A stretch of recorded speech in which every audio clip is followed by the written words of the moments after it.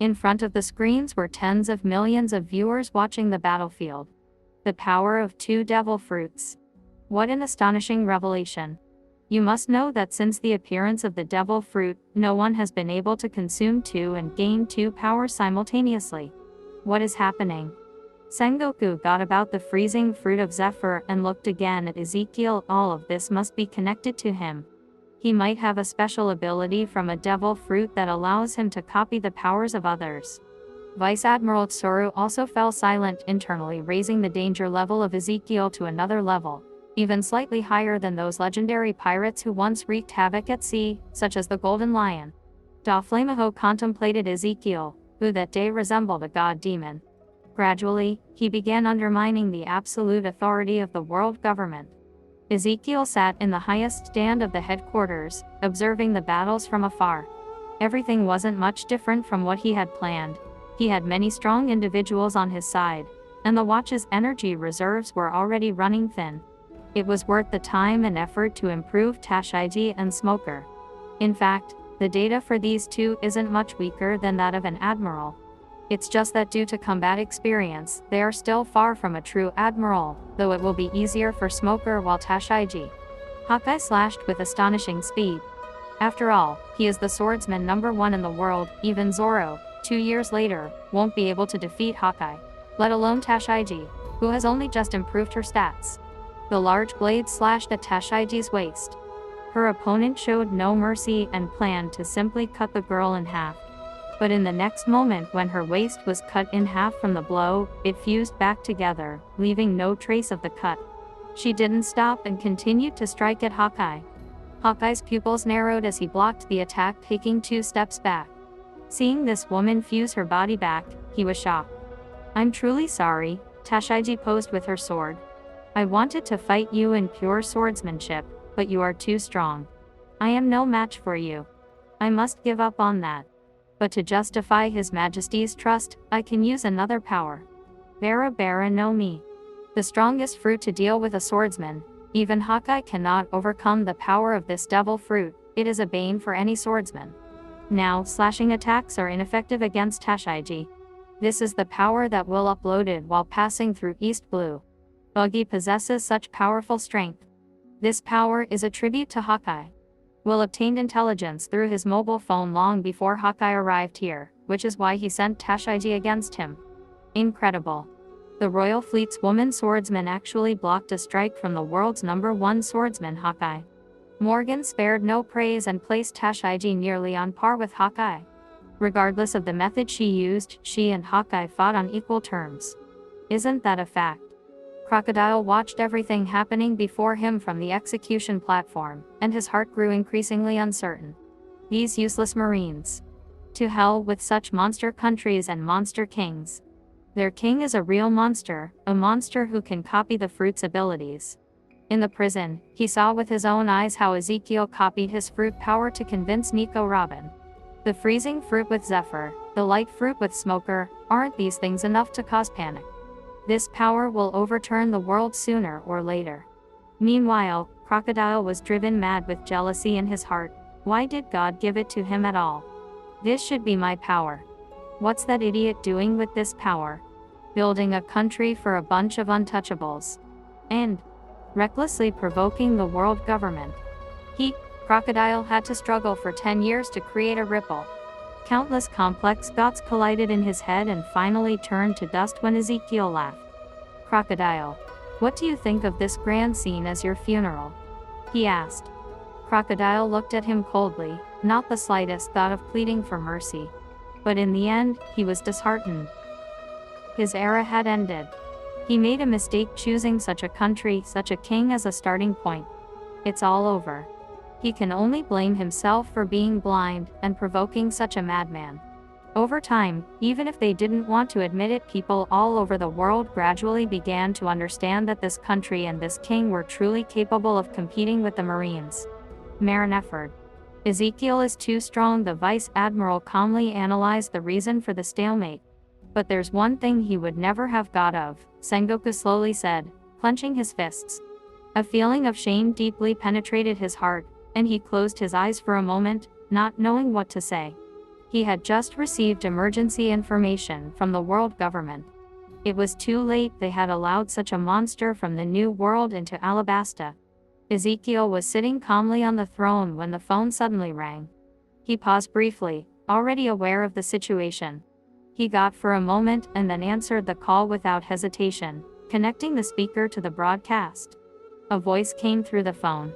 "Your Majesty, the world government has allowed Emperor Cato to enter the first half of the Grand Line and he is already heading to Willport."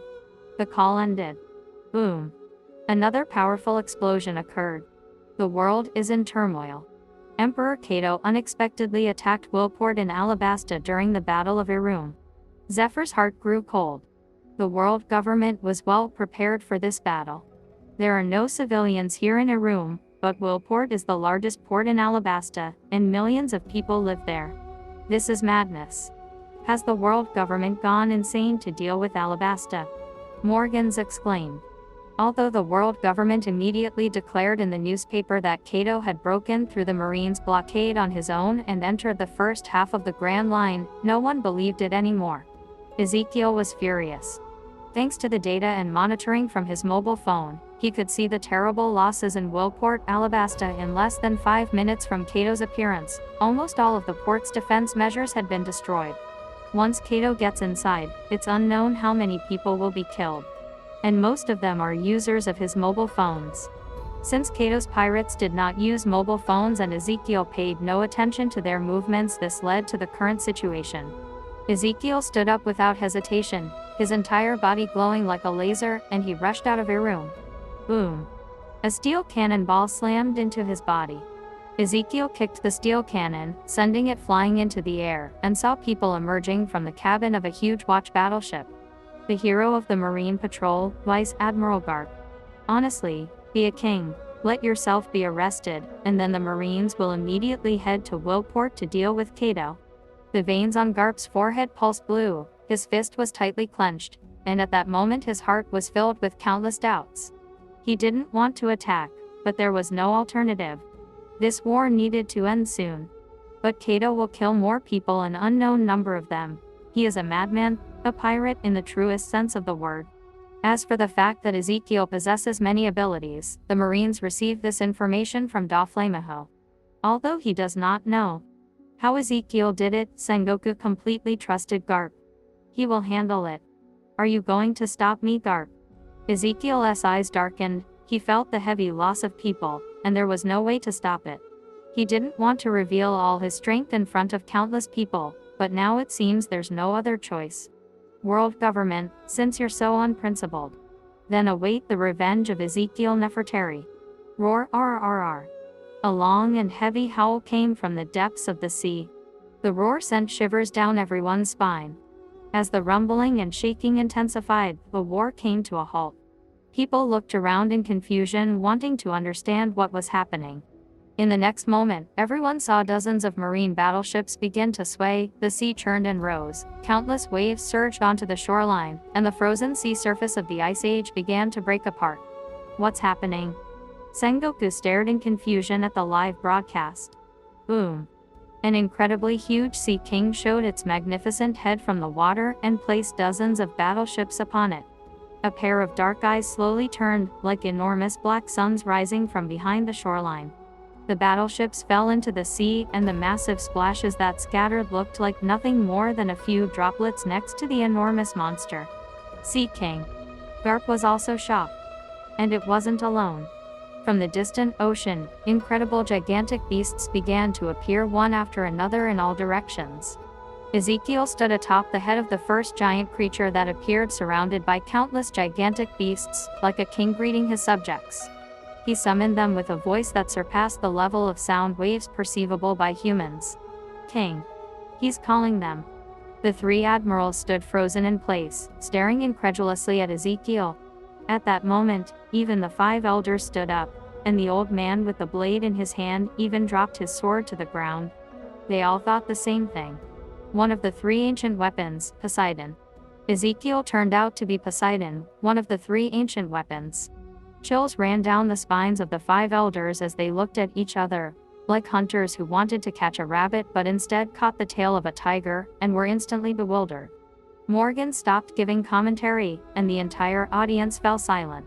The whole world watched this scene, unable to utter a word. All that was heard was the clatter of chattering teeth. And Ezekiel looked at Garp with calm indifference. "How do you like that, Garp?" After that, without hesitation, he rode the giant beast across the sea with hundreds of ancient sea kings following him.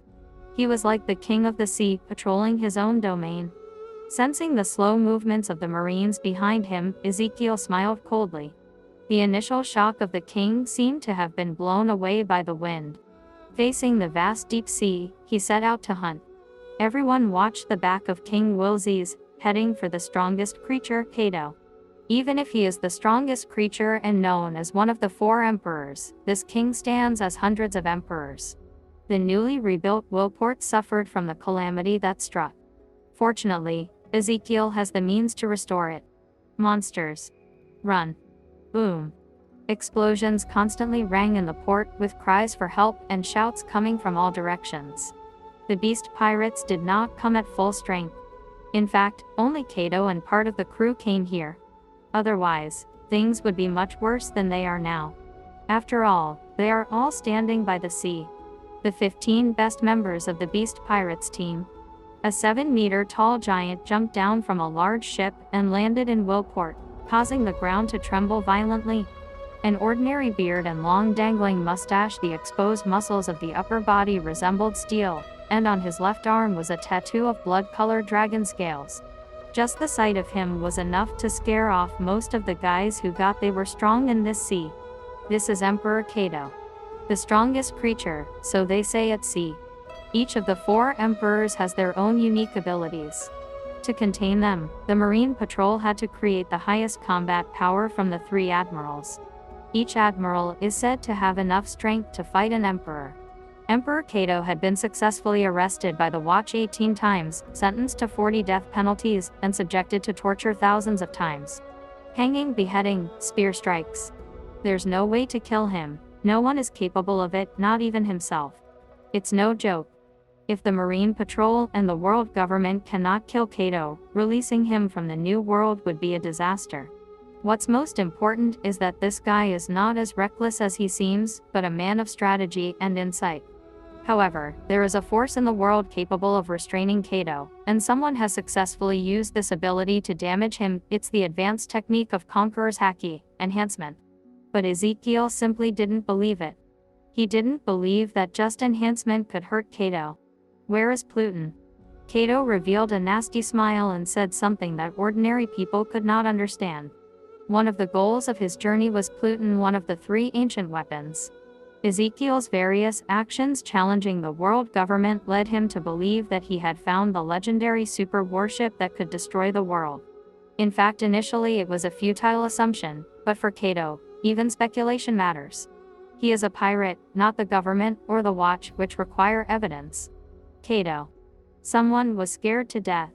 The Forum and Taoshao announced Cato's route and advised the inhabitants of Alabasta to do everything possible to avoid him. Boom. A dazzling laser exploded and struck Cato's body, causing a huge explosion, but as the dust settled, Cato's body was completely unharmed. Cato saw a young man in black standing on the mast of his ship, looking down at him.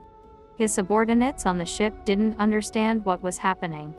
Ezekiel didn't rush ashore to fight Cato. Firstly, Alabasta would suffer more damage. Secondly, although Rayleigh possessed the power of the Conqueror's Haki, enhancement that Ezekiel had inherited from him, Cato was an experienced fighter and Ezekiel still lacked combat experience. The likelihood of casualties was very high, so he was doing his best to avoid unnecessary risks. If he wants to deal with him, he must rely on the power of the Sea Kings. His Majesty Ezekiel. His Majesty. His Majesty. Countless joyful exclamations echoed throughout Willport.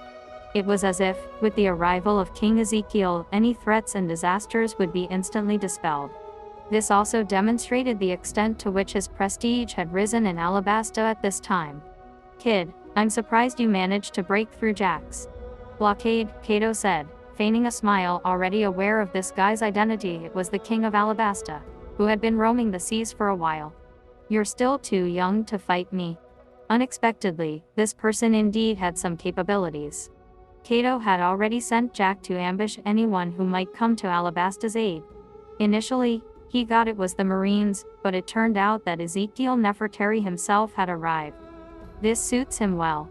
In fact, besides Pluton, Cato wants to know more about why Ezekiel possesses multiple devil fruit abilities. Doflamaho told him about this. Doffy wouldn't dare lie to him. Ezekiel not only possesses multiple devil fruit abilities, but both Logia and Paramecia fruits. This secret, Cato really wants to know. Boom. A burly figure burst from the depths of the ocean and crashed directly into Cato like a cannonball. Cato's pupils slightly narrowed. He quickly realized it was a sneak attack, so without hesitation, he raised his hand and brought down his club. The massive spiked club gleamed in the sun with a terrifying metallic shine, intertwining haki and immense physical power into a single strike. The attacker was knocked off their feet, and then a huge circular crater more than 10 meters in size formed on the ground. Cato looked at the fallen opponent. A huge body, light braids, horn decoration, metal mask, and a swollen face still clearly indicated who the victim of Cato's strike was. One of his 3 stars, Jack the Drought. The club was stained with flesh and blood, Jack had a head wound, and Cato was simply in shock for a while. "Jack, you bastard, why are you here?" he asked. Jack was still conscious. Tears and snot flowed onto Cato's fist. Yes, he was crying. He felt so hurt and so bitter. "Boss Cato. Quickly retreat. We don't really need to be in this country. If not for my superhuman physique, I wouldn't have survived. That guy. He has the ability to control the Sea King." Jack desperately wanted to warn Cato, hoping he wouldn't underestimate the opponent, but since his injuries were so severe he could barely make a sound. "Boss. No. Don't. Boss. Don't go there. There's nothing for us there, the Sea King will attack us." Cato patted him on the shoulder. "Jack, you're trying to say I shouldn't let him get away alive. Don't worry, I won't, I am Cato." Jack burst into tears. His snot mixed with his tears and fell to the ground. Seeing his subordinate in such a state, Cato slowly stood up, a massive shadow obscuring his face. He stepped toward Ezekiel, clearly irritated. "Boy, you've completely angered me." Cato smirked and slowly lowered his right foot. Then with sudden force, the ground cracked, forming a circular hole with fractures resembling a spider web. "Come on. As Emperor and King, we'll face each other head-on." Ezekiel looked at him indifferently, unimpressed. The real danger was in a room, where the 3 admirals and Garp were. Thunderous rampage, 8 trigrams. Cato's club fiercely struck at will. "Let's see if you're worthy of being a king, Ezekiel." Cato roared. Ezekiel never feared this kind of open and close-range combat. He raised his hand, clenched his fist, wrapped himself with armament haki, and lunged at the club. A sound like clashing steel rang out, shock waves spreading from the collision of fist and club reminiscent of a clash of conquerors' haki. A faint glint flickered in Ezekiel's eyes. He was no less powerful than Cato. Cato was slightly surprised that this guy could block his direct attack, but he also noticed that Ezekiel seemed to lack special combat experience and the ability to understand his opponent. "You're no match for me." Cato confidently smiled. "But if given some time you could truly become a strong man, not weaker than me. Therefore, whatever secrets you hold, you must die." But Ezekiel wasn't fighting here to show off his physical strength. He leapt to the side, and then directed a signal of observation haki. The sea began to churn. Cato wanted to continue the fight, but suddenly he felt a strong heartbeat. He hadn't experienced this sensation in 40 years. Even when he was on the rock ship, no one had ever made his heart race like this.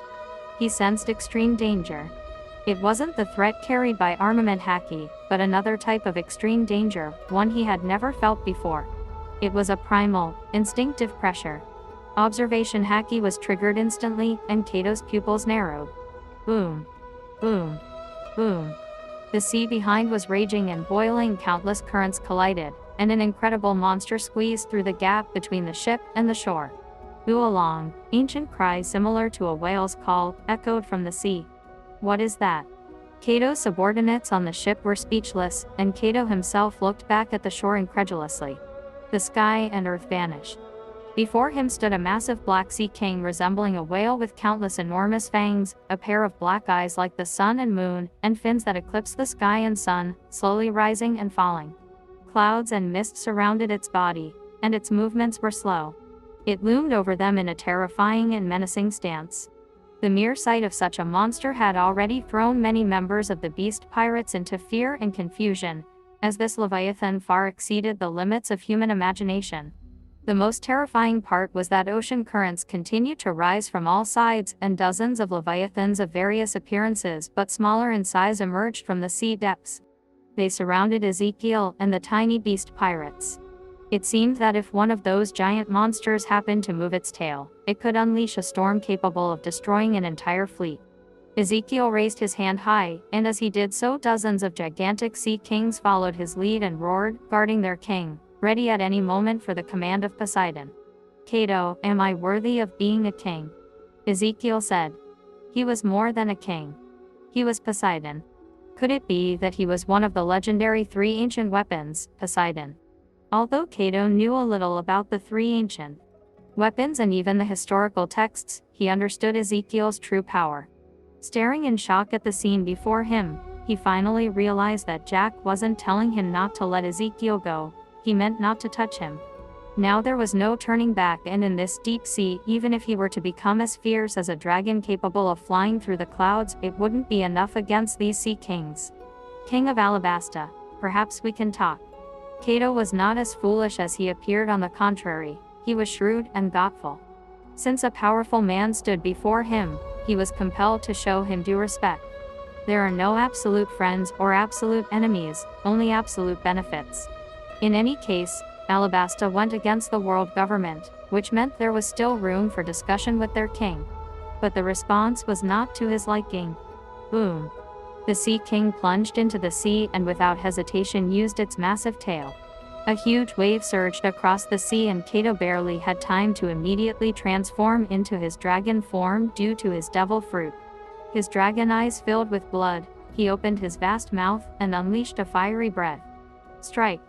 But as soon as the fire left his lips, the sea water immediately extinguished it. Although the dragon that Cato had become was quite enormous, he was still insignificant compared to the Super Sea King. This blow didn't bring Cato down, but it wasn't aimed to do so either. For a moment his body swayed among the clouds in the air before finally stabilizing. "Let's do it again." Ezekiel coldly looked at Cato and felt a bit frustrated seeing the loss statistics on the phone. He needed to finish quickly. Boom! Cato was hit again. The members of the beast pirates trembled on the ship surrounded by the Super Sea Kings, which were many times larger and could easily overturn them and their boat into the sea. They had never seen their boss Cato take such a beating, which somewhat challenged their worldview. Ezekiel slowly descended onto the top of the Sea King. By this time, the sun had already set not far from the shoreline, marking the end of another day. The rays of the setting sun fell on his face and the sea before him. On one side, dozens of sea kings lined up to take turns striking Emperor Cato. Ezekiel felt a slight fatigue and took a cigar he had borrowed from Smoker. Raising a finger, he lit it with a tiny laser, took a puff, and exhaled white smoke. Soon, a phone call came through. "Your Majesty, the execution is over. Crocodile is dead, and the Marines have fled," reported Zephyr. Crocodile died, but this was not the reason for the Navy to retreat. If they were sure that Emperor Cato had taken control of Ezekiel, then the world government would not have abandoned the attack. But what is the point for the Navy to stay here, waiting for Ezekiel to unleash his Sea Kings and then destroy the Navy? The Navy can spare Alabasta, but it cannot tolerate public humiliation. Otherwise, there would be no deterrent in the sea. Although the deterrent is already very weak now. 3 admirals plus the hero Garp arrived at the shores of Alabasta, and Cato also caused chaos here, yet none of them took Alabasta. Meanwhile, at the top of power, the 5 elders watched the scene, leisurely smoking cigars and observing Ezekiel as he beat Cato. One of them angrily slammed the table in front of him. Damn it. Unexpectedly, it turned out that the House of Nefertari still harbored forces unknown to us. One of the 5 elders with a sword said somewhat anxiously, looking at the Sea King surrounding Vil in the sea. In this era, the emergence of such a king is truly unimaginable. It was worthy of an ancient country that had existed for 4,000 years. The elder with dreadlocks said, clenching his fist.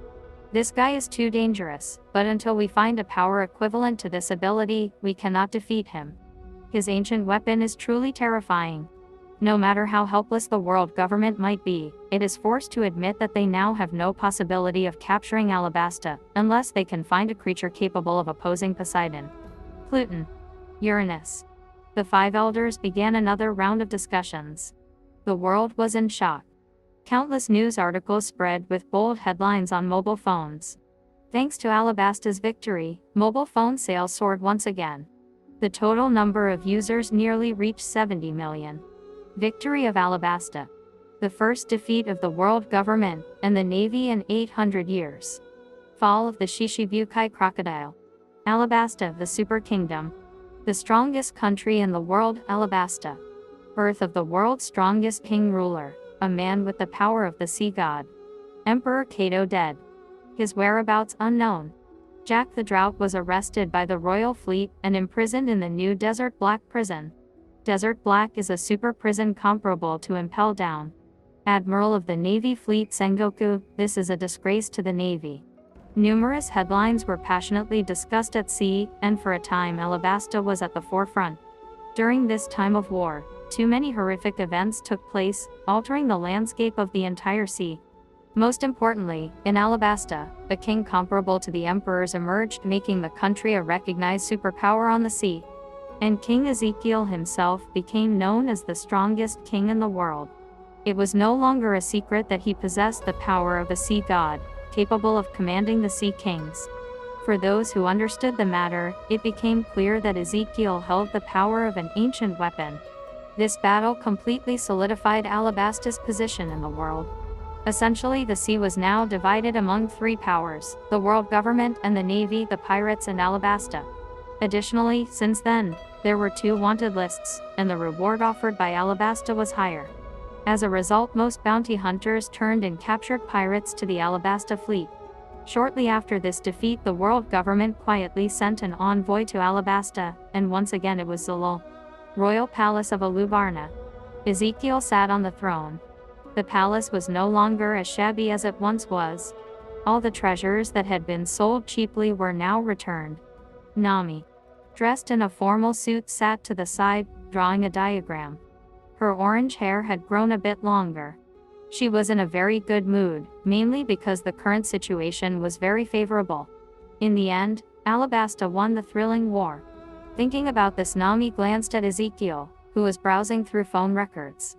Zzz. Isso snored to the side, sword in hand, but Ezekiel didn't mind. Isso's strength was completely exhausted, and it seemed he ought to be given a vacation. An envoy from the world government had arrived, and this didn't surprise Ezekiel. It was now clear to everyone that it was unrealistic to kill Ezekiel, not only because he was protected by a blind warrior strong enough to rival an admiral, but also because he had demonstrated formidable strength in this battle by facing Emperor Cato head-on.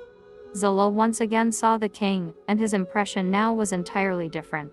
The moment he saw Ezekiel again, he respectfully bowed his head and might have even knelt if he weren't a representative of the government. King of Alabasta, Your Majesty, Ezekiel. I have come on behalf of the world government to negotiate with your country regarding the previous misunderstanding. Zolol said what he had spent the whole night preparing. Ezekiel smiled, thinking to himself. Misunderstanding. Two-faced world government. But aloud, he said. It truly is a nightmarish misunderstanding. However, my new trusted representative will discuss this aspect with you. Ezekiel showed his white teeth, causing Zolol to feel a bit uneasy. Ezekiel dialed a number, and immediately a tall figure in a black formal suit with glasses and holding a thick Alabasta law book entered the hall. Zolol's pupils narrowed as he instantly recognized the woman. This is... Zolol looked aggressive, because in front of him was a major criminal wanted by the world government. Alabasta must immediately help arrest her. But, looking at Ezekiel, who was smiling, and then at Isso, who had just woken up and was inexplicably using a knife to shape his nails, Zolol composed himself. It's a pleasure doing business with you. Nico Robin looked at this guy, who had chased her in the past, and felt an unprecedented sense of security in her heart. This was what she had always wished for. Of course, only absolute strength and absolute power can guarantee that there won't be any betrayals. Her gaze shifted to Ezekiel, and Robin's heart beat faster than ever. Because this man is so powerful that he has no need to betray anyone. When Robin turned around, she exuded a strong, oppressive aura and smiled, while a rage that had been building for 20 years rose in her heart. Although she understood that Zalul had come here as a high-ranking official of the world government to establish friendly relations full of goodwill and sincerity. We, Alabasta, are the only recognized superpower in the world. This is a country full of peace and goodwill, said Robin to Zalul as she left the royal hall with him and headed to a side chamber. Now Zalul felt some relief. It seemed it wasn't as difficult as he had got. The world government is not afraid of Ezekiel, but it also knows that if Ezekiel uses the Sea King to attack the marine ships, it could trigger a pirate revolt or even a siege by the 4 emperors, and they would be in trouble. There's nothing to fear, but a truce is indeed necessary. It is a required condition for everyone. Based on this, even if the world government initially makes some compromises, it will be fine. After gaining the power capable of holding back and becoming equal to Poseidon's might, the day will come when Alabasta will fall. Is everything really alright? Nami asked anxiously, watching Robin's back, worried she might be harmed in the negotiations. Nami felt slightly reassured until a cold female voice came from the next room. We will not return the marine personnel present in Alabasta. And you must concede 3 islands for transit trade. Additionally, you will have to compensate us for all our losses in the war. Crash. The sound of something breaking was heard. Too much deception. Zalul said angrily. Everything's fine. A great country must possess great magnanimity, Ezekiel quipped without looking up. That is unacceptable. Zalul's shocked voice was heard. What's unacceptable? Willport of Alabasta was attacked by Emperor Cato.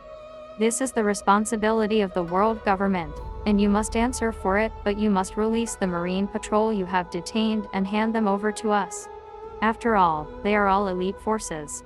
And they are meant to carry out the heavy duties of the Marines. You want your Marines back? Then you will have to fight another battle at Irum. Would you like to talk to Marshal Zephyr? Or to His Majesty Ezekiel? The female voice refused to back down. Too naive. In these seas, the decisive word belongs only to the strong. You've lost the battle. Where's all this arrogance coming from? Robin also slammed the table in fury. Do you really think the world government is frightened? Zalul responded. Then come with another war. Don't push too far. I'm warning you. And we will fight. Zalul finally fell into a long silence. In the main hall, Nami's mouth was wide open, unable to recover for a long time, and she turned her head to look at the calm Ezekiel. Is this what you call magnanimity? That's exactly how Robin spoke of peace and goodwill. But is it really okay to start a war again? Fujitara drank bitter tea, lowering his head, and didn't take it seriously. Now that the war is over, it's impossible to start a second war in a short time. Otherwise, the world government wouldn't have sent people for negotiations. More importantly, the king he serves possesses overwhelming strategic power.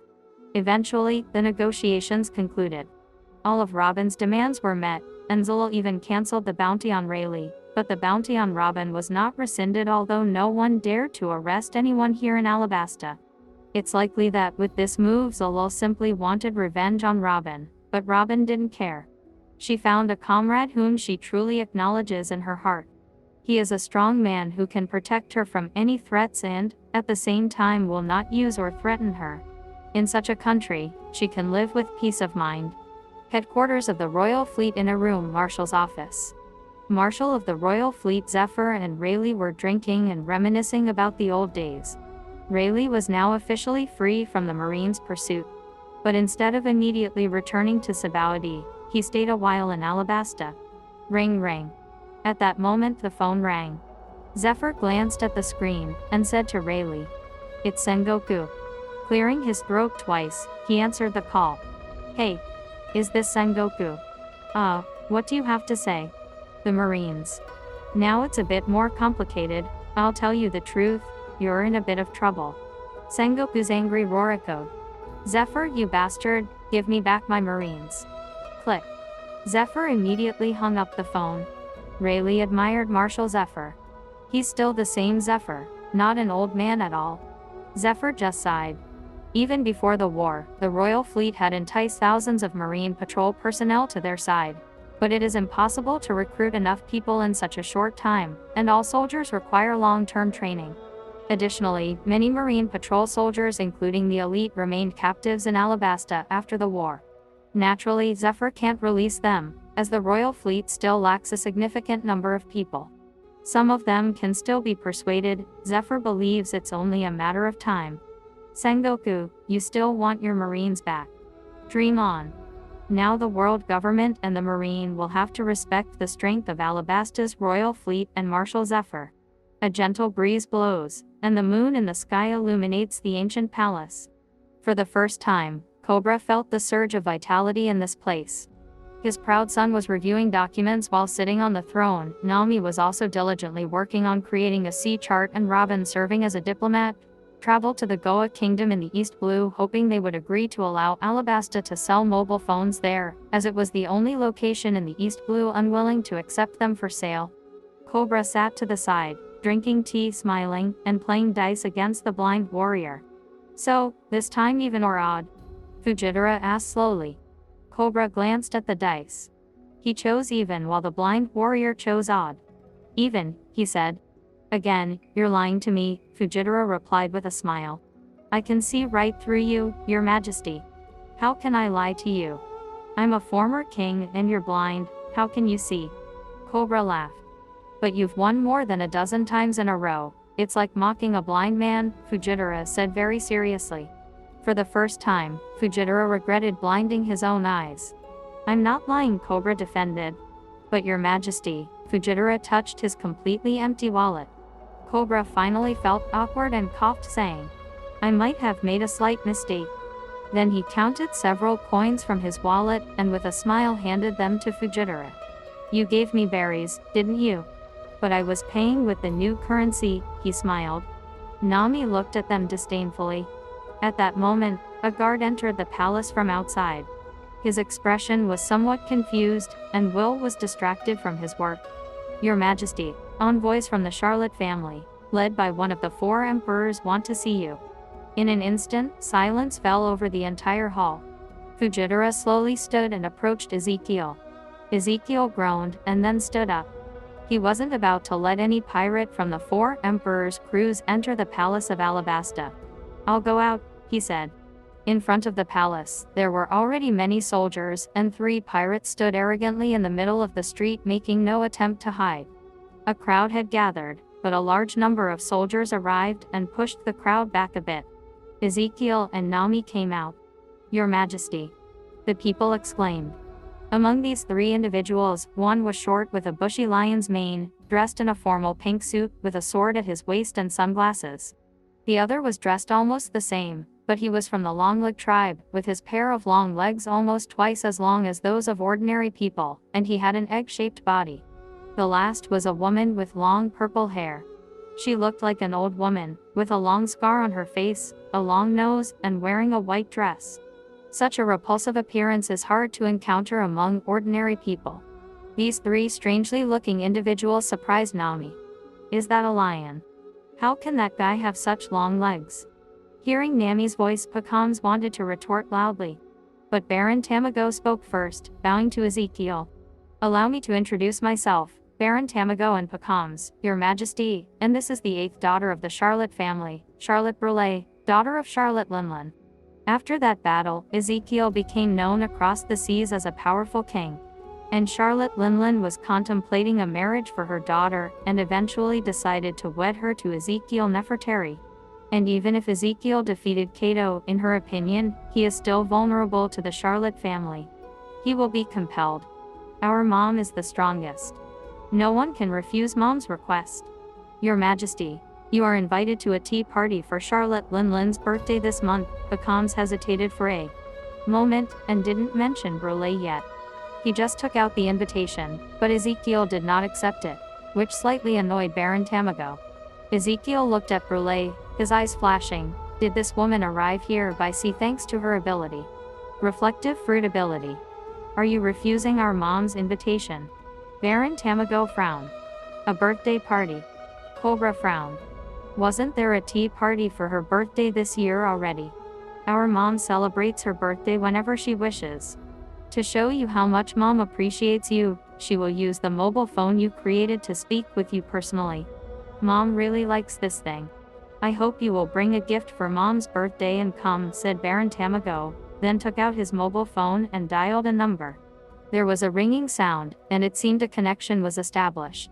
Ezekiel frowned, smiled and muttered. The Emperor's subordinates come to Alabasta, as if they owned the place. But Pacams heard what she said, immediately drew a knife, and yelled at Nami. You woman. I've tolerated you for so long. That's how you treat our mom's invitation, do you want me to kill you? Nami was stunned after all, she was still a child, not even 18 yet, facing representatives of one of the 4 emperors. Don't be afraid, Ezekiel smiled, gently pulled her back, and shielded Nami with his body. He looked at Baron Tamago and Pacams. A birthday party for the emperor. Nami whispered quietly into Ezekiel's ear, immediately sensing an unusual plot. I think you'd better not go so you won't agree. Mom is about to answer the call. Before the pirates had a chance to rejoice, they were suddenly struck by a horrifying gravitational force. Fierce tiger. Boom. The dreadful power instantly engulfed their bodies, creating a massive, terrible hole in the ground. They couldn't even speak. Charlotte Brulé trembled all over, so terrified that she just wanted to tuck her legs in and run away. Ezekiel looked at them coldly. Pacams was pinned to the ground and managed to raise a hand with great effort. Don't kill me. Fujitora crouched down and turned to face Pacams and Baron Tamago. His blade was half drawn from its sheath, and blue veins appeared on his forehead. Do you realize whom you are speaking to? Silence reigned around them. Alabasta fears no one, not even the 4 emperors. Didn't the battle at Irum clearly demonstrate that? Hey! At that moment, Big Mom's voice came from the phone that had fallen next to Baron Tamago. Ezekiel walked past the 2 people subdued by gravity, with Fujitora following him. The silent understanding between them had reached a certain level. Fujitora knew exactly what Ezekiel intended to do. Only Nami was a bit shocked, not understanding anything. Charlotte Linlin said Ezekiel into the phone lying on the ground, I heard you're inviting me to your birthday. There was a momentary silence on the other end, followed by Big Mom's strange laughter. Just hearing that sound sent a small shiver across the scalp. This was one of the 4 emperors. Even though Ezekiel had defeated the Watch and Kato, it didn't mean Alabasta could ignore the emperors. A gentle breeze blows, and the moon in the sky illuminates the ancient palace. For the first time, Cobra felt the surge of vitality in this place. His proud son was reviewing documents while sitting on the throne. Nami was also diligently working on creating a sea chart, and Robin, serving as a diplomat, traveled to the Goa Kingdom in the East Blue, hoping they would agree to allow Alabasta to sell mobile phones there, as it was the only location in the East Blue unwilling to accept them for sale. Cobra sat to the side, drinking tea, smiling, and playing dice against the blind warrior. So, this time even or odd? Fujitora asked slowly. Cobra glanced at the dice. He chose even while the blind warrior chose odd. Even, he said. Again, you're lying to me, Fujitora replied with a smile. I can see right through you, your majesty. How can I lie to you? I'm a former king and you're blind, how can you see? Cobra laughed. But you've won more than a dozen times in a row, it's like mocking a blind man, Fujitora said very seriously. For the first time, Fujitora regretted blinding his own eyes. I'm not lying, Cobra defended. But your majesty, Fujitora touched his completely empty wallet. Cobra finally felt awkward and coughed, saying, I might have made a slight mistake. Then he counted several coins from his wallet and with a smile handed them to Fujitora. You gave me berries, didn't you? But I was paying with the new currency, he smiled. Nami looked at them disdainfully. At that moment, a guard entered the palace from outside. His expression was somewhat confused, and Will was distracted from his work. Your Majesty, envoys from the Charlotte family, led by one of the 4 emperors, want to see you. In an instant, silence fell over the entire hall. Fujitora slowly stood and approached Ezekiel. Ezekiel groaned and then stood up. He wasn't about to let any pirate from the 4 emperors' crews enter the palace of Alabasta. I'll go out, he said. In front of the palace, there were already many soldiers, and 3 pirates stood arrogantly in the middle of the street, making no attempt to hide. A crowd had gathered, but a large number of soldiers arrived and pushed the crowd back a bit. Ezekiel and Naomi came out. "Your Majesty," the people exclaimed. Among these 3 individuals, one was short with a bushy lion's mane, dressed in a formal pink suit with a sword at his waist and sunglasses. The other was dressed almost the same, but he was from the long-legged tribe, with his pair of long legs almost twice as long as those of ordinary people, and he had an egg-shaped body. The last was a woman with long purple hair. She looked like an old woman, with a long scar on her face, a long nose, and wearing a white dress. Such a repulsive appearance is hard to encounter among ordinary people. These 3 strangely looking individuals surprised Naomi. "Is that a lion? How can that guy have such long legs?" Hearing Naomi's voice, Pacams wanted to retort loudly. But Baron Tamago spoke first, bowing to Ezekiel. "Allow me to introduce myself, Baron Tamago and Pacams, Your Majesty, and this is the 8th daughter of the Charlotte family, Charlotte Brulé, daughter of Charlotte Linlin." After that battle, Ezekiel became known across the seas as a powerful king. And Charlotte Linlin was contemplating a marriage for her daughter, and eventually decided to wed her to Ezekiel Nefertari. And even if Ezekiel defeated Cato, in her opinion, he is still vulnerable to the Charlotte family. He will be compelled. Our mom is the strongest. No one can refuse mom's request. Your Majesty, you are invited to a tea party for Charlotte Linlin's birthday this month. Pacams hesitated for a moment, and didn't mention Brulé yet. He just took out the invitation, but Ezekiel did not accept it, which slightly annoyed Baron Tamago. Ezekiel looked at Brulé, his eyes flashing. Did this woman arrive here by sea thanks to her ability? Reflective fruit ability. Are you refusing our mom's invitation? Baron Tamago frowned. A birthday party. Cobra frowned. Wasn't there a tea party for her birthday this year already? Our mom celebrates her birthday whenever she wishes. To show you how much mom appreciates you, she will use the mobile phone you created to speak with you personally. Mom really likes this thing. I hope you will bring a gift for mom's birthday and come, said Baron Tamago, then took out his mobile phone and dialed a number. There was a ringing sound, and it seemed a connection was established. Ezekiel frowned, smiled, and muttered. The Emperor's subordinates come to Alabasta, as if they own the place. But Pacams heard what she said, immediately drew a knife, and yelled at Naomi. You woman. I've tolerated you for so long. That's how you treat our mom's invitation. Do you want me to kill you? Naomi was stunned. After all, she was still a child, not even 18 yet, facing representatives of one of the 4 emperors. Don't be afraid. Ezekiel smiled, gently pulled her back, and shielded Naomi with his body. He looked at Baron Tamago and Pacams. A birthday party for the emperor. Naomi whispered quietly into Ezekiel's ear, immediately sensing an unusual plot. I think you'd better not go so you won't agree. Mom is about to answer the call. Before the pirates had a chance to rejoice, they were suddenly struck by a horrifying gravitational force. Fierce tiger. Boom. The dreadful power instantly engulfed their bodies, creating a massive, terrible hole in the ground. They couldn't even speak. Charlotte Brulé trembled all over, so terrified that she just wanted to tuck her legs in and run away. Ezekiel looked at them coldly. Pacams was pinned to the ground and managed to raise a hand with great effort. Don't kill me. Fujitora crouched down and turned to face Pacams and Baron Tamago. His blade was half drawn from its sheath, and blue veins appeared on his forehead. Do you realize whom you are speaking to? Silence reigned around them. Alabasta fears no one, not even the 4 emperors. Didn't the battle at Irum clearly demonstrate that? Hey! At that moment, Big Mom's voice came from the phone that had fallen next to Baron Tamago. Ezekiel walked past the 2 people subdued by gravity, with Fujitora following him. The silent understanding between them had reached a certain level. Fujitora knew exactly what Ezekiel intended to do. Only Naomi was a bit shocked, not understanding anything. Charlotte Linlin said Ezekiel into the phone lying on the ground, I heard you're inviting me to your birthday. There was a momentary silence on the other end, followed by Big Mom's strange laughter. Just hearing that sound sent a small shiver across the scalp. This was one of the 4 emperors. Even though Ezekiel had defeated the Watch and Cato, it didn't mean Alabasta could ignore the emperors. Indeed, I'm inviting you. Are you planning to come? Recently, you've offended many important people at sea. If you come, I'll introduce you to individuals like Ship Tycoon Amit, said Charlotte Linland with a smile. Ezekiel chuckled quietly.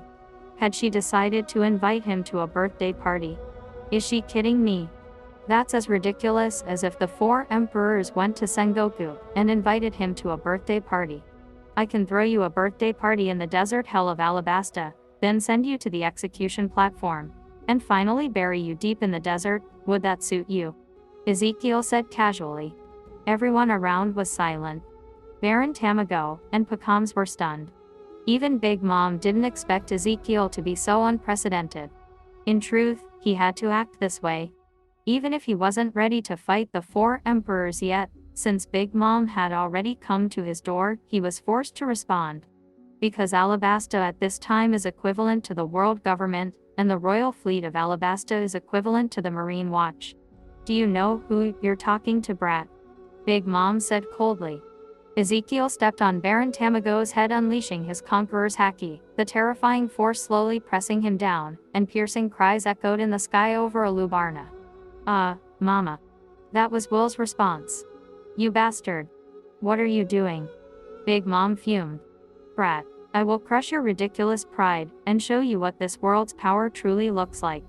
Charlotte Linland said with wild laughter. The phone was turned off. Inform the fleet, take them away, Will said, looking at the trio of Big Mom pirates.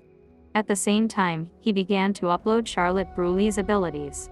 Enhanced Mirror Fruit ability, 20 GB.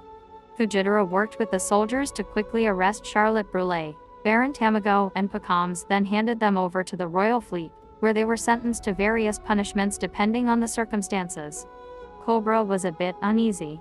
Although Ezekiel is very strong, he knows that Alabasta still faces many problems. And as long as there is plenty of money in the treasury, he must be prepared. Although the world government doesn't have the means to directly deal with Alabasta, there are still many other ways to handle the country. The first involves severely limiting Alabasta's external material procurement, which is equivalent to economic restriction. But Ezekiel was not afraid. Today's Alabasta is no longer the Alabasta that had nothing in the past. No sanctions can stop its development. However, in Ezekiel's reflections, this deadlock might linger for a long time. The world government will find a way to deal with him, maybe on the day when Linland attacks. What really concerned Ezekiel was the world government's ban on his mobile phones. Even if they are ignorant, they surely know that Ezekiel's abilities are connected to mobile phones. Therefore, even though they don't openly declare it, the Marines has prohibited the private use of mobile phones. Of course, it's impossible to ban everyone in the world, but it has to some extent curbed the growth of mobile phone users. It is necessary to find a way to equip the mobile phone with new features as soon as possible.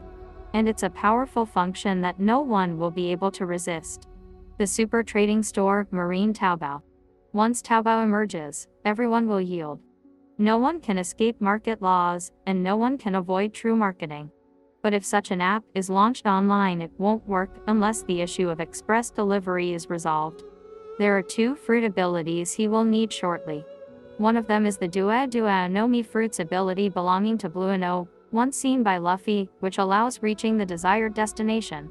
Will wait until the fruit's user comes to Alabasta himself. It's relatively simple to obtain. The second ability is more powerful, solving not only the express delivery problem, but also the storage issue. This is the ability of Charlotte Linland's 8th daughter, one of the 4 emperors. Charlotte Brulee's ability. Mirror Fruit. You can enter a special mirror world through a mirror, and then exit to any place where there is a mirror. Just imagine how suitable this is for express delivery. Such a powerful fruit should not be used for violence. Will must rescue it and use it for its true purpose.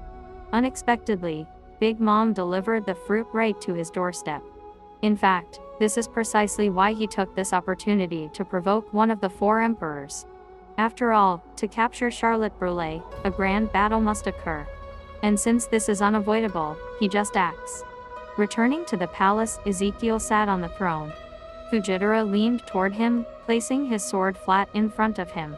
Your Majesty, I didn't wait for your order, and decided to act directly. It's all right, stand up, Fujitora.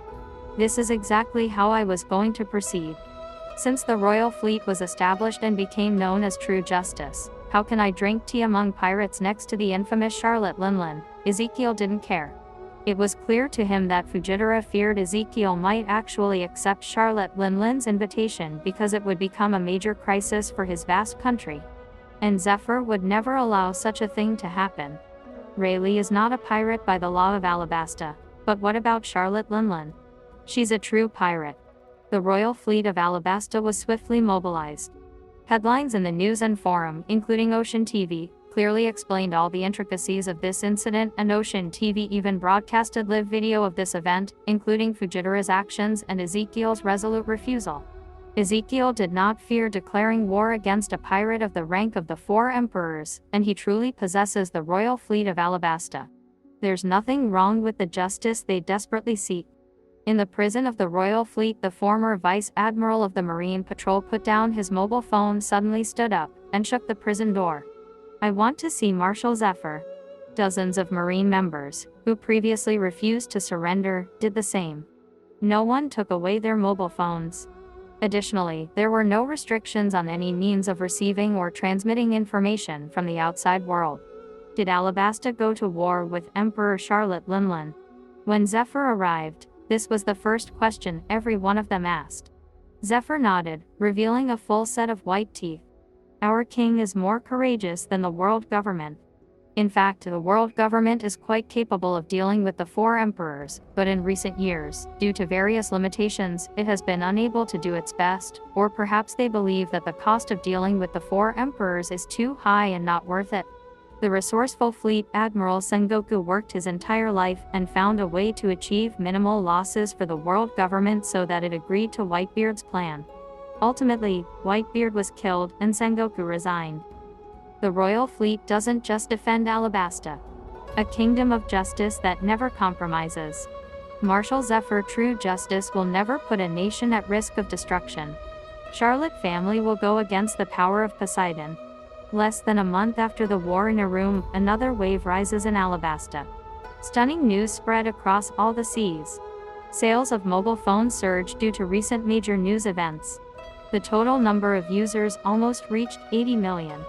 If you exceed 100 million users, you will gain another upgrade for the fruit. It was still unknown when the Charlotte family would take action or what actions they would take.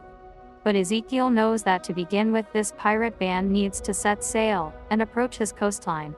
Was the line of defense with Super Sea Kings, which he had long deployed along the coast, strong enough? Certainly, and no matter how hard they tried, none of the four emperors could break through this defense and reach Alabasta. The only thing the Charlotte family can do is deprive Alabasta of its control over the sea. Meanwhile, discussions were also starting in the world government. Can we use this opportunity to attack Alabasta? One of the five elders with a sword said. Of course, although we can't destroy Alabasta, it's a good opportunity to attack their desert black prison to free Edward Weevil. I think he is the best candidate to replace Crocodile in the Shishibukai, responded another of the five elders. The main thing in this matter is not to miscalculate. Even if the King of Alabasta provokes us, the outcome at this time may not be what we want to see. He has already paid attention to this issue. Thus the world government waits for Alabasta and the Charlotte family to start a war. But, although everyone eagerly awaited this event, 5 days passed and Big Mom was still silent. As for Ezekiel, he was already selecting candidates for the position responsible for the Taobao store. In Alabasta, free labor emerged. In the past, people had to spend a lot of time acquiring water resources, but now, with water supplied 24 hours a day, many workers were freed from labor. Many merchants selling haberdashery and fruits emerged. But if the world government limits Alabasta's trade, people will not be able to sell their goods. In that case, Ezekiel feared that the people wouldn't be able to pay for their mobile phones. In the past, it was difficult to find a potential limit of 20 gigabytes, but now with the population of Alabasta united, combined with Will's high reputation, it became easier to gather people. And for a new task, Ezekiel decided to find Koza, the leader of the rebel army.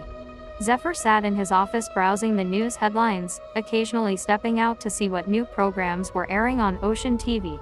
Several television shows created on Ocean TV successfully captured the audience's interest. As a result, the video production industry in Alabasta also saw significant development. What is this?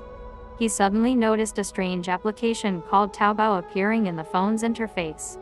This is something new. After clicking on the app, an introductory video appeared. Treasure hunting at sea, find many surprises.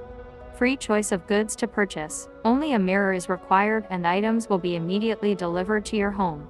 10% discount on devil fruits.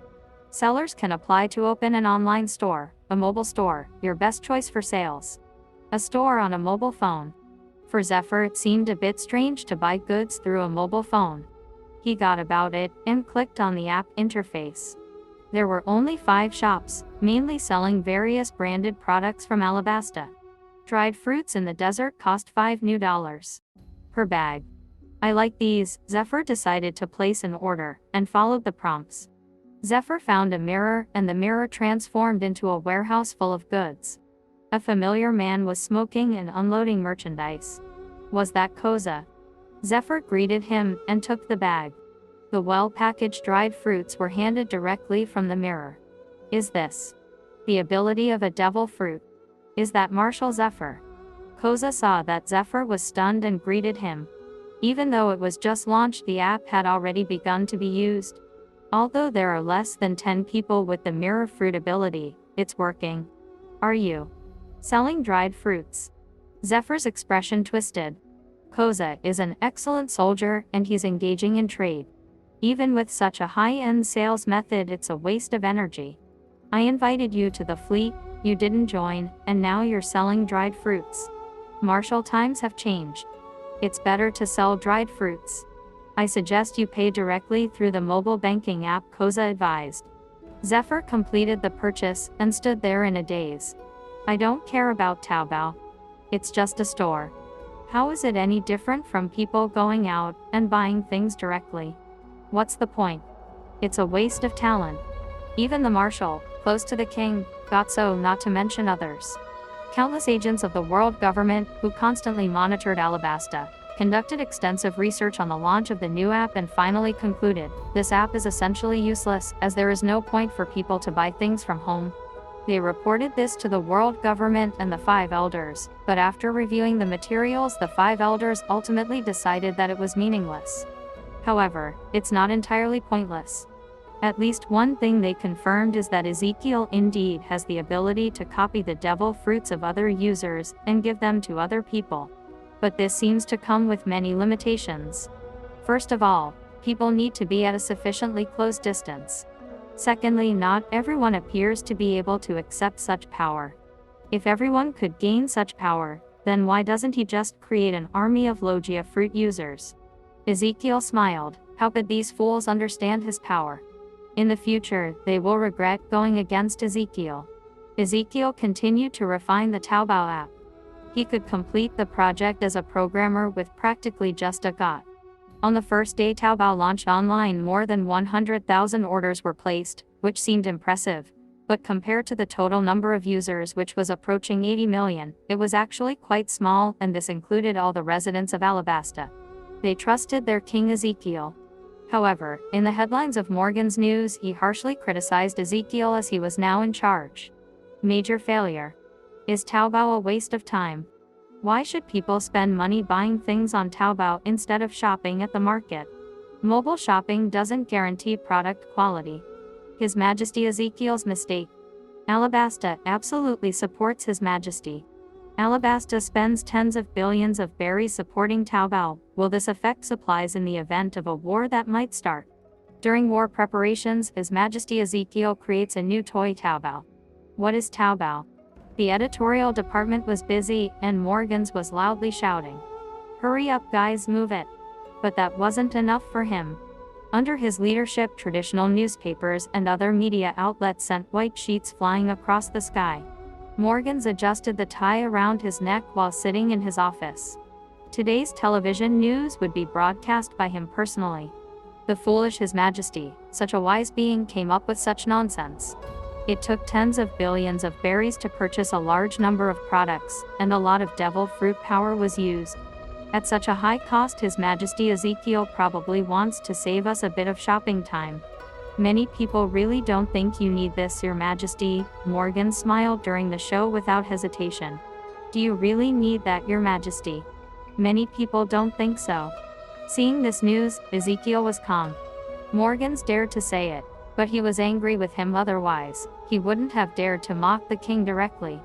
But what Ezekiel didn't expect was, the newspaper staff were still busy, and no one noticed the sand grains pouring in through the cracks of doors and windows, and then, whoosh! A massive sandstorm swept through the entire news office, knocking Morgan's, who was broadcasting live to the world, his head hitting the camera and then the wall, leaving his funny, distorted expression completely bewildered on air. Until the storm passed, the office was a mess, and the live broadcast had to be cut off. Not far from the editorial office of the information agency, a woman in a cowboy hat and leather jacket smiled, turned around, and slowly walked away into the sand, ignoring Morgan's roar. I know it was you. Bitch. You can't escape. Nico Robin. I will definitely sue His Majesty. I swear, I will. After all, as everyone knows, Nico Robin is the most devoted follower of His Majesty Ezekiel. Anyone who dares to question His Majesty will face this demonic woman. As Morgan shouted about suing Ezekiel, the king could only sigh quietly. He suggested that Morgans make peace with Robin. She is an elegant woman with immense power, Morgans was told. Morgans walked, limping with red eyes, and his albatross hairstyle was not as neat. On the second day, Taobao sales reached 300,000. Hundreds of merchants, mostly from Alubarna, actively listed their products for sale online. On the third day, Taobao sales reached 500,000. The number of merchants reached thousands, and even the Syrup family announced they were joining Taobao. Did you buy anything? Were the questions on the forum. Yes. I bought a cart made by Willport, here it is. Responded one man, using the forum's photo upload feature to showcase the item he purchased. It seems that King Ezekiel is not deceiving us. You can indeed use your mobile phone for shopping, but it doesn't make much sense. I don't mean to speak ill of His Majesty. I just mean that this thing developed by His Majesty is worse than some of the features that changed the era in the past. It's not as cool as other applications, someone said, puzzled. It doesn't matter, in any case, it's the idea of His Majesty, and we just need to support him, wrote a fan of Ezekiel. In fact, the people currently supporting Taobao are mostly residents of Alabasta. As for the tens of millions of users abroad, very few have tried making purchases. But Ezekiel wasn't in a rush. When the users of the East Blue can buy products from the Grand Line, they will learn about the endless possibilities of this app.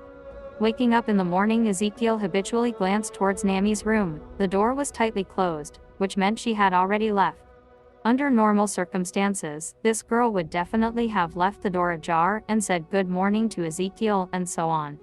They would have had breakfast together. Where's Nami? He asked the maid Mighty. Nami was going to visit the mirror world, saying she wanted to check out the goods. Mighty said, handing him a towel. In fact, not many merchants are willing to try this completely new sales model because they are worried about placing their goods in the mirror world, and ordinary people also strongly resist going to the mirror world to buy things. Thus, most of the products are actually sold wholesale on behalf of the kingdom, and the current turnover is $1 billion new dollars, which is 10 billion berries, which is more effective for now in the mirror world. There were not enough workers, so Ezekiel was forced to send tens of thousands of soldiers to help. Nevertheless, they still faced a shortage of labor. Since all the goods were stored in the mirror world, it was very appealing to Nami. And Ezekiel had been expecting this from her for several days. Such is Nami's nature. She is a woman who loves money as much as her life. No. She probably loves money more than life itself. The mirror fruit can not only create a mirror world, but also allow people to pass through the mirror world with the user's permission, so Koza doesn't have to do everything himself. 10 people with the ability of the mirror fruit could enter the mirror world and let others in. This represents a super logistics hub. Ezekiel believes that the mirror world can solve the employment problem for at least hundreds of thousands of people in Alabasta, and each mirror world should have no fewer than 100,000 stores. He wants to use the Taobao app to turn Alabasta into a super-industrial country, just like China on Earth.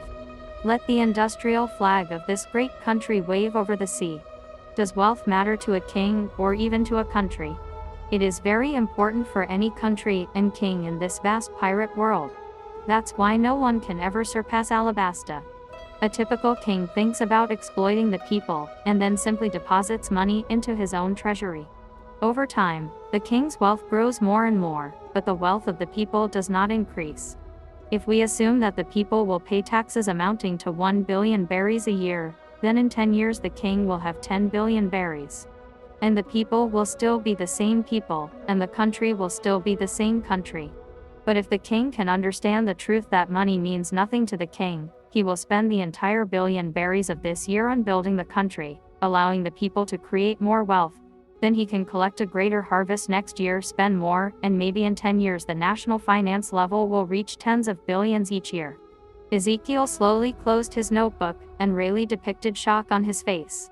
Having left the royal fleet a few days ago, he arrived in Alubarna planning to say goodbye to Ezekiel after such a long time. He had to return, or Shaki would come for him herself. Out of curiosity, he stayed in the palace of Alubarna for a few more days, wanting to carefully observe this strange king to understand whether he was a man capable of becoming a beacon of the next era. Flipping through Ezekiel's previous notes, Rayleigh realized that he had been wrong before. He slightly lifted his head and looked at Ezekiel, who was sitting on the throne and working on official matters. The sun shone through the window, spilling onto his slender body, and this not too muscular back seemed extremely strong in Rayleigh's eyes. What intellect and vision!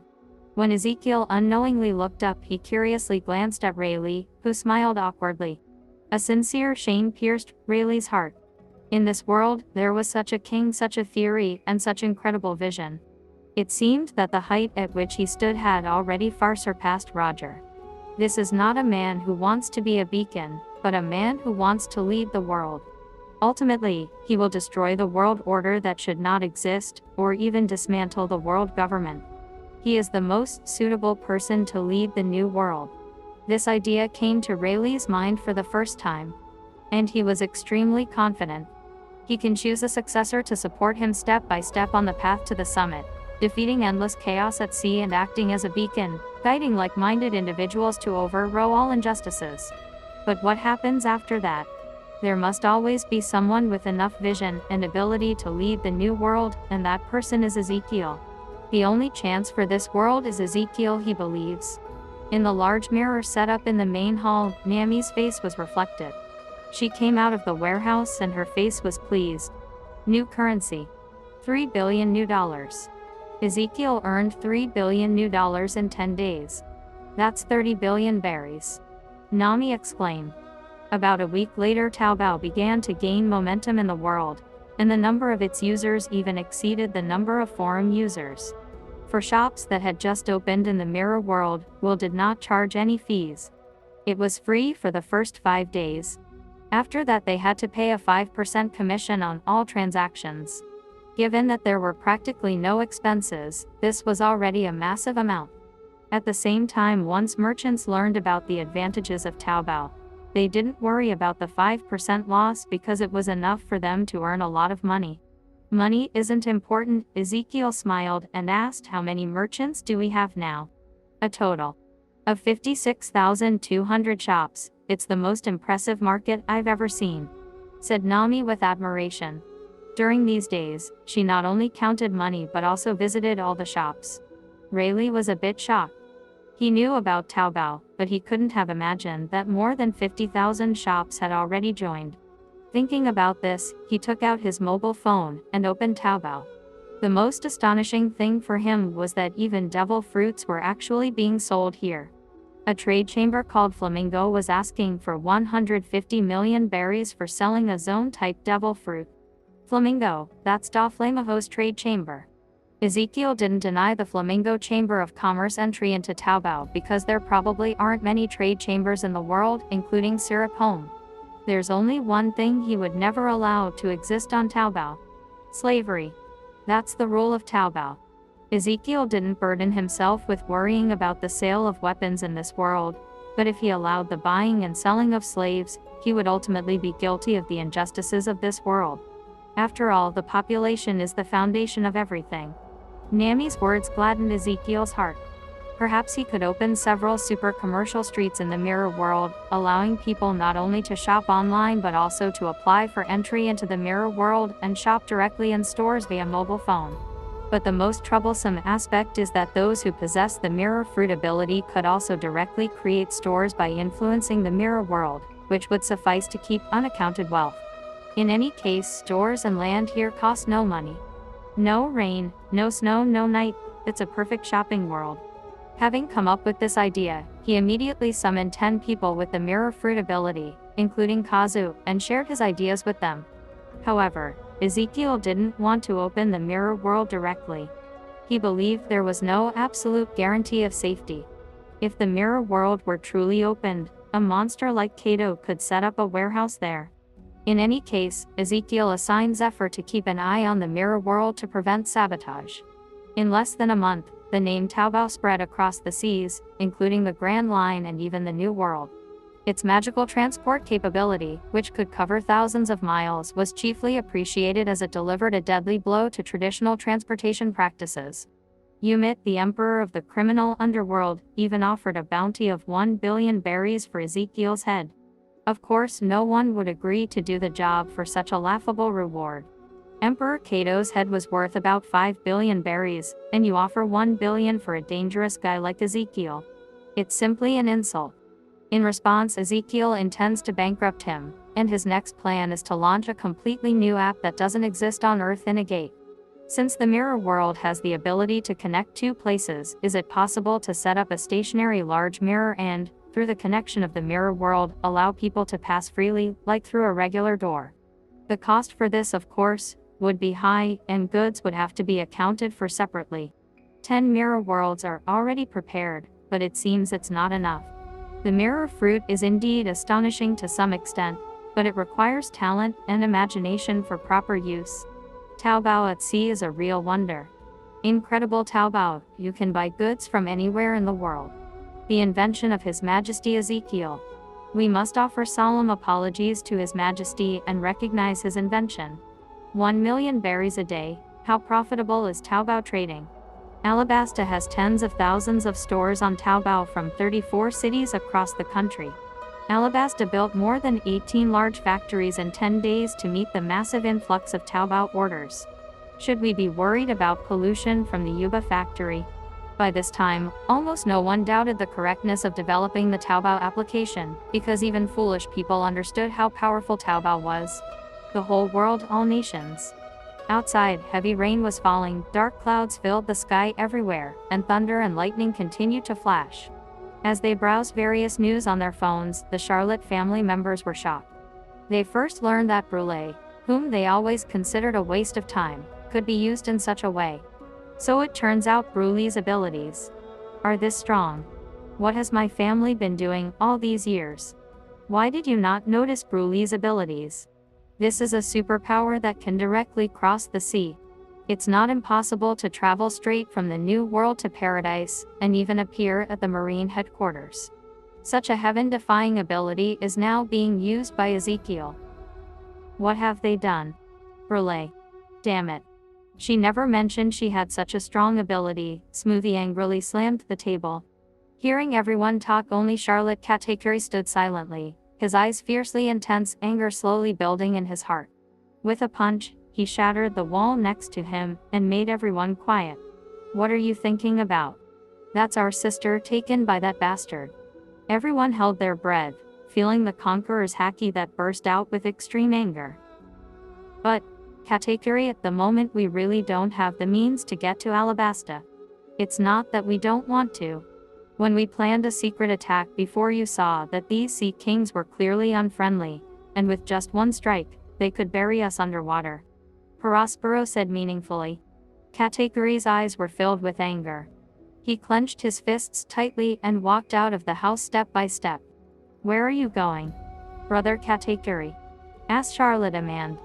Katakuri didn't answer her and simply walked out into the wind and rain alone.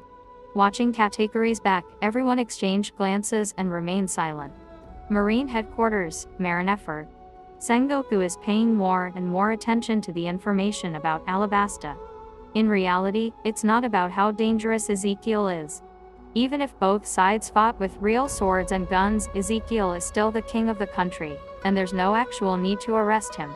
But he is considering whether he can use this opportunity to destroy Big Mom by cooperating with the royal fleet of Alabasta. The donuts you ordered are ready. That will be $20 new or 200 berries. We recommend you pay with your mobile phone, said a voice from the side of the mirror. The image in the mirror disappeared. Blue veins bulged on Sengoku's forehead as he looked at Garp, who had taken a hot donut and started devouring it greedily. Garp, you bastard. How many times have I told you not to use Taobao in the Fleet Admiral's office? You'll expose military secrets, you fool. In the past, the Marine Patrol didn't need to overthink tactics against anyone. Even with Whitebeard, it was mostly straightforward scheming because the Marine's strength was great enough. But leading Marine Patrol headquarters during the reign of the Four Emperors was challenging. Now they faced an equal opponent. Fighting without any strategy was impossible. Sengoku recalled the decisive personality of young King Ezekiel once again, and suddenly felt stressed. What's the matter? Sengoku, you interrupted my donut eating session. Garp said with an annoyed expression. Yeah, if I had known this earlier, I never would have let her take such risks. I can't forgive. I still can't forgive that guy actually. We don't have an Alabasta bank, Garp complained. It's fine, Vice Admiral Garp. His Majesty Ezekiel stated in the news headlines that he will open a bank in the mirror world, and then you can deposit money directly through the mirror, said the seller in the mirror with a smile. Bastard. Bastard. You bastard. Sengoku erupted. The mirror fruit Sengoku slightly calmed his anger and rubbed his temples, really is causing trouble. And sooner or later, the king will use it to transport people, not just goods. With this ability, they can appear at the Marines' headquarters at any time. Have you got about that? Garp, we must ban mirrors in the world government and the watch. Taobao is indeed a great creation, based on the implementation of the mirror fruit's power. But over its 800-year history, the world government had many users of the mirror fruit. Why has no one ever used them? Vice Admiral Tsuru continued. This fruit might have existed in this world for tens of thousands of years, but no one used it like Ezekiel does. Why? Sengoku, in the deepest parts of his heart, Sengoku pondered. Why can't the command of the world government, the five elders, act as efficiently as this one good leader? This is simply the great difference between the elders and the king. For more fanfictions and 60+ chapters in advance, follow me on Patreon. The link is in the description below.